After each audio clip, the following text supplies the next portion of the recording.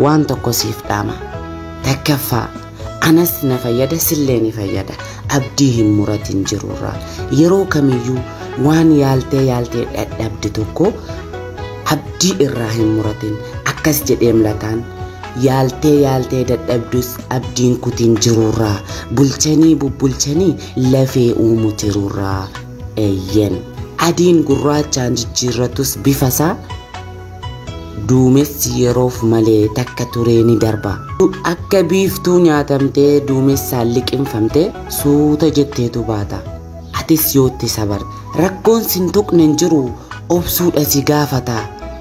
Obsan malee jireenyi salphaatti yoon bal'ata. Yaada xiqqaa safartee abdii kee hin booressin isa har'a dhabdeedhaaf boruu kee hin balleessin. Galatooma.